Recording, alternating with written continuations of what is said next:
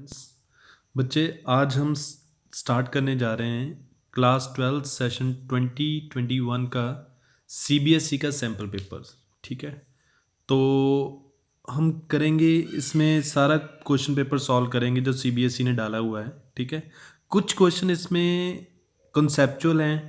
ठीक है, सो हम उन्हें छोड़ भी सकते हैं, लेकिन कोशिश करेंगे मैक्सिमम क्वेश्चन करने की। लेकिन जो मुझे बिल्कुल लगेंगे कि ये क्वेश्चन नहीं करने वाले या नहीं एग्ज़ाम में आने वाले, तो वो मैं क्वेश्चन छोड़ दूंगा। ठीक है, तो हम वही क्वेश्चंस को ज़्यादा फोकस करेंगे जो एग्जामिनेशन पॉइंट ऑफ व्यू के साथ इम्पॉर्टेंट है। ठीक है, तो स्टार्ट करते हैं क्वेश्चन नंबर 1 से। पहले तो आप सैम्पल पेपर जो है उसका फॉर्मेट देख लीजिए, जो आपको पेपर 12 फाइनल में आने वाला है। 80 मार्क्स का पेपर होगा, मैक्सिमम 3 आवर्स का होगा। ठीक है, तो इसमें जो जनरल इंस्ट्रक्शन दी हुई हैं आप वीडियो पॉज करके रीड कर सकते हैं। ठीक है, मैं उस पर टाइम ज़्यादा वेस्ट नहीं करूँगा। हम स्टार्ट करते हैं क्वेश्चन नंबर 1 सेक्शन ए से। सेक्शन ए में, पार्ट ए में बच्चे आपके पास 1 मार्क के क्वेश्चन होंगे, 5 क्वेश्चन होंगे। ठीक है, चलो स्टार्ट करते हैं, let us start. Starting with question number 1। Question number 1 is, just a second.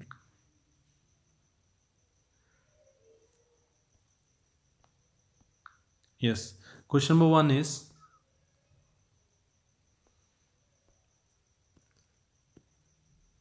check whether, question number 1, check whether function f from r to r defined by f of x is equal to x cube is 1 1 or not, is 1 1 और not. हमने check करना है ये function 1 1 है कि नहीं है। ठीक है, तो उसके लिए बच्चे क्या होगा, मैं आपको 2 मेथड बताऊंगा जिसके साथ हम चेक करेंगे ये 1 1 है कि नहीं है। फर्स्ट मेथड क्या होता है कि अगर फंक्शन 1 1 हो, तो अगर f of x1 f of x2 के इक्वल रखें, और अगर हम लास्ट में प्रूव कर दें कि x1 x2 के इक्वल है, तो फंक्शन 1 1 होता है। ठीक है, तो अगर मैं ये चीज़ प्रूव कर सकता हूँ तो ये फंक्शन 1 1 हो जाएगा। लेट अस चेक कि ये चीज़ प्रूव होती है कि नहीं है। ठीक है, let x1 comma x2 belongs to r। यहाँ पे r आपने याद रखना है डोमेन वाला है। ठीक है, ये वाला जो r होगा ये डोमेन है, और ये वाला जो r है वो कोडोमेन है। ठीक है जी, let x1 comma x2 belongs to r। अब हम क्या करेंगे, f of x1, let f of x1 is equal to f of x2। तो अगर मैं प्रूव कर दूंगा कि x1 is equal to x2, तो ये फंक्शन 1 1 हो जाएगा। f ऑफ x1 का आंसर कितना आएगा, x1 क्यूब, और f ऑफ x2 का आंसर कितना आएगा, x2 क्यूब। राइट, तो इसको शिफ्ट कीजिए आप, x2 cube is equal to 0। अब यहाँ पे a cube minus b cube का फॉर्मूला लग रहा है, that is a minus b a square plus a b plus b square is equal to 0। Okay बच्चे, जब भी दो टर्म्स की प्रोडक्ट 0 हो तो दोनों में से एक नंबर 0 ज़रूर होता है। ठीक है, अब इसमें क्या है कि x1 स्क्वेयर, ये वाली टर्म 0 नहीं हो सकती। क्यों नहीं हो सकती बच्चे, देखिए x1 अगर नेगेटिव है तो स्क्वेयर करोगे पॉजिटिव हो जाएगा, x2 अगर नेगेटिव है तो स्क्वेयर करोगे पॉजिटिव हो जाएगा। ठीक है, मतलब आप कुछ भी यहाँ पे x1 x2 पुट कर लीजिए, ये आंसर पॉजिटिव रहेगा और कभी भी 0 नहीं बनेगा। ठीक है, तो अगर ये 0 नहीं होगा तो फिर कौन 0 होगा, मीन्स ये वाली ब्रैकेट, सेकेंड वाली, फर्स्ट वाली bracket, means x1 minus x2 is equal to 0। ठीक है जी, तो अगर x1 माइनस x2 0 है तो x2 उस साइड पे चले गया, तो x1 किसके इक्वल आ गया, x2 के। ठीक है जी, तो यही तो कंडीशन होती थी। मैंने क्या सपोज किया, f of x1 is equal to f of x2, और मेरे पास क्या आ गया, x1 is equal to x2। Function is 1 1। Right, तो ये बच्चे चीज़ होती है इसमें। अदरवाइज अगर मैं वैसे देखूं, ठीक है, स्टेटमेंट आपके सामने है, f of x is equal to x cube, ठीक है। तो हमने चेक करना था कि ये 1 1 है कि नहीं है।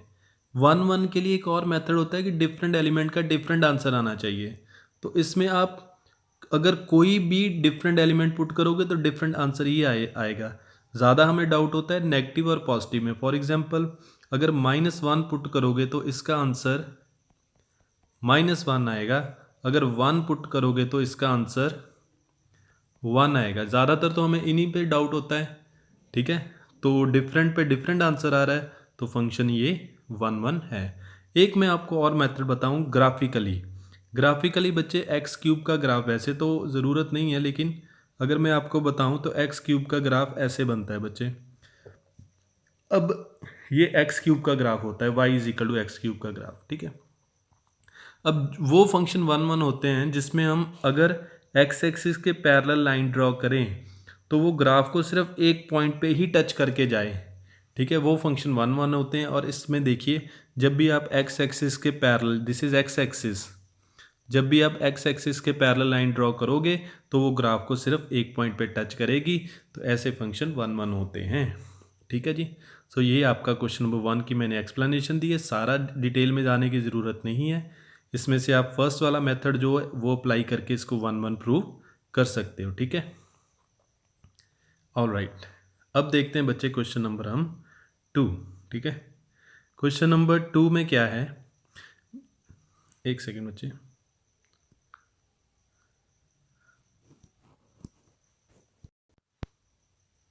हाँ जी बच्चे, तो अब देखते हैं क्वेश्चन नंबर 2। क्वेश्चन नंबर 2 में आपके पास देखिए, जस्ट अ सेकेंड, हाँ जी। क्वेश्चन नंबर 2 में आपके पास रिलेशन है एक, ऐसा आपको एक सेट दिया हुआ है 1 2 3, और आर आपके पास एक रिलेशन है 1 1 1 2 2 2 एंड 3 3। ये आपको एक रिलेशन दिया हुआ है, ठीक है। So statement is which of the following element in the relation be remove to make it a equivalence relation. हमें इसे इक्वलेंस रिलेशन बनाना है बच्चे। इक्वलेंस रिलेशन कौन से होते हैं? जो रिफ्लेक्सिव भी होते हैं, सिमेट्रिक भी होते हैं, ट्रांजिटिव भी होते हैं, ठीक है जी। अब ये आप अगर देखो तो ये रिलेशन आपका रिफ्लेक्सिव तो है, ठीक है, बिल्कुल है, क्योंकि 1 1 भी है इसमें, 2 2 भी है और 3 3 में 3 3 भी है, रिफ्लेक्सिव तो है। अब ये सिमेट्रिक है, सिमेट्रिक नहीं है। क्यों नहीं है? क्योंकि सिमेट्रिक के लिए क्या होता है, सिमेट्रिक के लिए बच्चे क्या होता है कि अगर किसी रिलेशन में देखिए यहाँ पे अगर a कॉमा बी किसी रिलेशन में हो तो b कॉमा ए को भी रिलेशन में होना पड़ता है फॉर सिमेट्रिक। तो यहाँ पे देखिए 1 2 रिलेशन में है लेकिन 2 1 रिलेशन में नहीं है, ठीक है। तो इसलिए ये सिमेट्रिक नहीं है। इक्वलेंस हमने प्रूव करना है, इस रिलेशन को हमने इक्वलेंस रिलेशन बनाना है। तो इक्वलेंस रिलेशन के लिए ये रिफ्लेक्सिव, सिमेट्रिक और ट्रांजिटिव तीनों होना चाहिए। तो अब ये सिमेट्रिक तो नहीं बन रहा, तो उसने तो यही तो पूछा था कि कौन सा एलिमेंट रिमूव करें। सो अगर इस रिलेशन में से हम 1 2 को रिमूव कर दें तो हमारा न्यू रिलेशन क्या बनेगा, 1 1 2 2 एंड 3 3, ठीक है जी। अब ये रिलेशन रिफ्लेक्सिव है, बिल्कुल है। रिफ्लेक्सिव के लिए क्या कंडीशन थी कि a रिलेशन में होना चाहिए। तो ये 1 1 2 2 3 3 रिलेशन में है, ठीक है जी। अब सिमेट्रिक तो ऑलरेडी है क्योंकि 1 1 रिलेशन, सिमेट्रिक के लिए क्या था कि अगर a b रिलेशन में हो तो b a को भी रिलेशन में होना पड़ेगा, ठीक है। अगर नहीं होगा तो ये रिलेशन सिमेट्रिक नहीं होगा, लेकिन ऐसी कोई कंडीशन बन ही नहीं रही। 1 1 का उल्टा भी करोगे 1 1, 2 2 का उल्टा करोगे 2 2 ही रहेगा, 3 3 का उल्टा करोगे 3 3 रहेगा। सो कोई दिक्कत आएगी नहीं इसमें, ठीक है। तो इसीलिए ये रिफ्लेक्सिव, सिमेट्रिक और ट्रांजिटिव भी है। ट्रांजिटिव के लिए भी अगर आपके दिमाग में कोई डाउट आ रहा है तो आप डाउट निकाल दीजिए, क्योंकि ट्रांजिटिव कब नहीं होगा, अगर a b रिलेशन में है, b c रिलेशन में है और a c रिलेशन में नहीं है, तब ये ट्रांजिटिव नहीं होगा। लेकिन ऐसी भी कोई सिचुएशन नहीं बन रही उसमें, सो इसको भी ट्रांजिटिव माना जाएगा। सो अगर हम 1,2 इसमें से रिमूव कर दें तो ये सारी कंडीशन इक्विवेलेंस रिलेशन की सेटिस्फाई कर देगा। सो रिफ्लेक्सिव, सिमेट्रिक और ट्रांजिटिव बन जाएगा। ठीक है, सो ये था आपका क्वेश्चन नंबर 2। ओके, सो बाकी बच्चे हम नेक्स्ट वीडियो में कंटिन्यू करेंगे। ठीक है, लेकिन आप पहले ये देखिएगा वीडियो की इसमें क्या कमी पेशी आ रही है। ठीक है, मैं एक न्यू स्टाइल से वीडियो बनाने की कोशिश कर रहा हूँ। ठीक है, तो बाकी इम्प्रूव करेंगे हम आगे चल के। ठीक है, सो ये एक ट्रायल था। सो आप अपने कमेंट ज़रूर बताइएगा इसके बारे में। तो थैंक यू।